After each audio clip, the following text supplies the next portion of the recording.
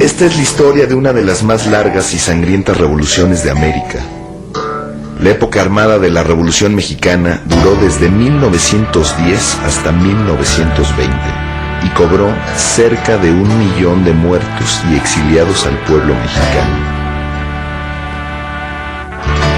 Hombres, mujeres, niños, campesinos, obreros, militares, burgueses, hacendados, políticos, todos por igual lucharon en contra y a favor de un poder central para crear el país que hoy conocemos.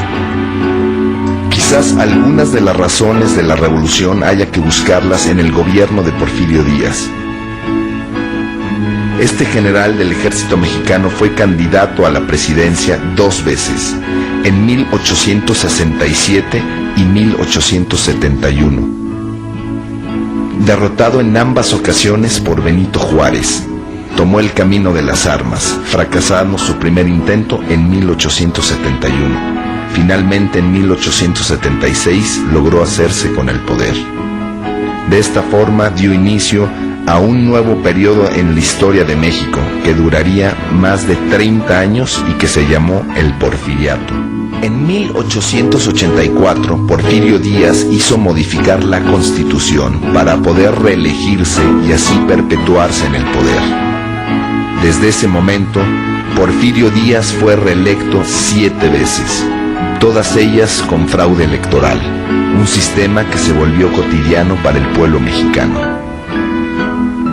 El porfiriato se impuso para eliminar y controlar cualquier tipo de disidencia política que pudiera surgir en el país. El país se dividía en regiones con una diferenciada calidad de crecimiento. En el norte, la minería, que se dedicaba a metales preciosos como el oro y la plata, creció sobre metales no preciosos como el cobre, el plomo y el zinc. En el centro-sur, las industrias agrícolas y textiles crecían en gran medida. Y en la región de Yucatán, el Enequén se volvía la fábrica principal de hilos y sal. Toda la economía crecía debido al aporte de empresas extranjeras. El ferrocarril, manejado por capitales extranjeros, extendió sus redes hacia todo el país, especialmente el norte, donde estaban los yacimientos mineros. Estas redes iban directo a los puertos y en algunos casos incluso cruzaban hacia los Estados Unidos, uno de los principales países con intereses en México.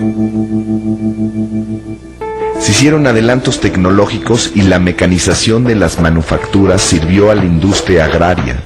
De esa forma, las haciendas crecieron tanto en tamaño como en población. Debido a la ley de desamortización de tierras, las comunidades indígenas fueron perdiendo sus campos que fueron comprados a muy bajo costo por las haciendas. Así los campesinos tuvieron que emigrar hacia otras regiones para conseguir trabajo o mudarse dentro de las haciendas donde se colocaron como asalariados por casa y comida.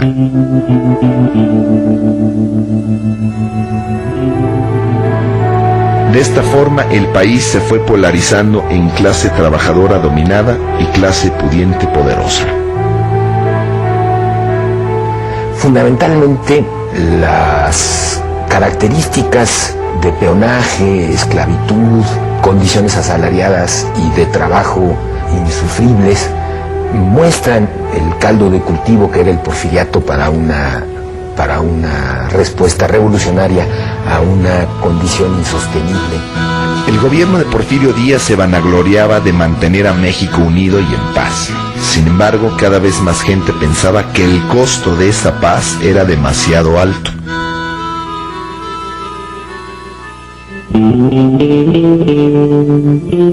Los primeros en pasar de la crítica a la acción fueron los hermanos Flores Magón, políticos y periodistas originarios de Oaxaca. En 1908, el presidente Díaz fue entrevistado por James Quillman, un prestigioso periodista estadounidense del Pearson's Magazine. En esta entrevista, Díaz reconocía que el pueblo ya estaba listo para elegir sus propios gobernantes y que él se retiraría al finalizar su mandato. Esto renovó las esperanzas de todos aquellos que anhelaban con fervor un cambio.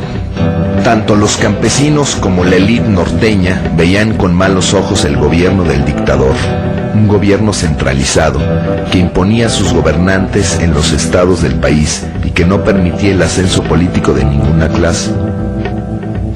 Los miembros disidentes de la clase alta y de la clase media intentaron limitar la influencia que ejercían los científicos sobre Díaz y propusieron a Bernardo Reyes para la vicepresidencia en 1910.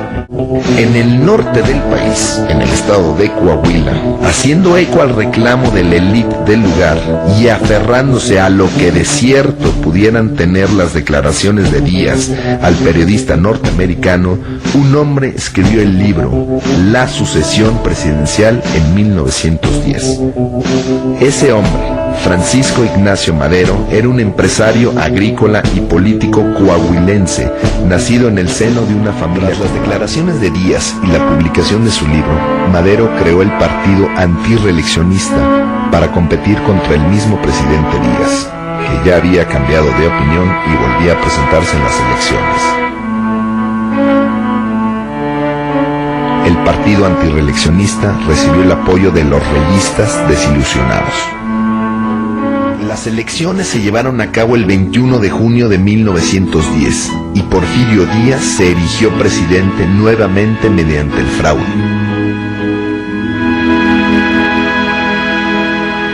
Esas elecciones son la muestra